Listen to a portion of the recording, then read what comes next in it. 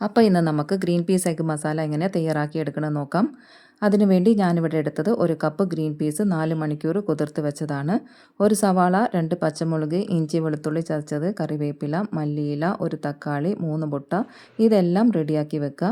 ഇനി വേവിക്കാൻ എടുത്ത കുക്കറിലേക്ക് കുതിർത്ത് വെച്ച ഗ്രീൻ പീസ്, ഉപ്പ് ആവശ്യത്തിന്, 1/4 ടീസ്പൂൺ മഞ്ഞൾപ്പൊടി, കുറച്ച് വെള്ളം ഒഴിച്ച് 4 വിസിൽ വെച്ച് വേവിച്ചെടുക്കുക. എന്നിട്ട് ഒരു പാനിലേക്ക് ഓയിൽ ഒഴിച്ച് അതിലേക്ക് കടുകിട്ട് പൊട്ടി വരുമ്പോൾ തന്നെ സവാള വാടി വരാൻ വേണ്ടി ഒരല്പം ഉപ്പ് ചേർത്ത് ഒന്ന് വഴറ്റിയെടുക്കാം. അതിനുശേഷം ഇതിലേക്ക് പച്ചമുളക്, ഇഞ്ചി വെളുത്തുള്ളി ചതച്ചത് ഇതെല്ലാം ഗോൾഡൻ നിറമാകുന്നത് വരെ ഒന്ന് വഴറ്റിയെടുക്കുക. എന്നിട്ട് ഇതിലേക്ക് 1/4 ടീസ്പൂൺ മുളക് പൊടി, ഒരല്പം മഞ്ഞൾപ്പൊടി, 1 ടീസ്പൂൺ ഗരം മസാലപ്പൊടി, 1/4 ടീസ്പൂൺ കുരുമുളക് പൊടി ഇതെല്ലാം ഒന്ന് മിക്സാക്കിയ ശേഷം കുറച്ച് മല്ലിയില, വേവിച്ച് വെച്ച ഗ്രീൻ പീസ് ചേർത്ത് യോജിപ്പിച്ചെടുക്കുക. എന്നിട്ട് ഒരു തക്കാളി ചേർത്ത് ഒന്നും കൂടി വഴറ്റിയ ശേഷം ഇതെല്ലാം ഒന്ന് സൈഡിലേക്കാക്കി മാറ്റി വെക്കുക.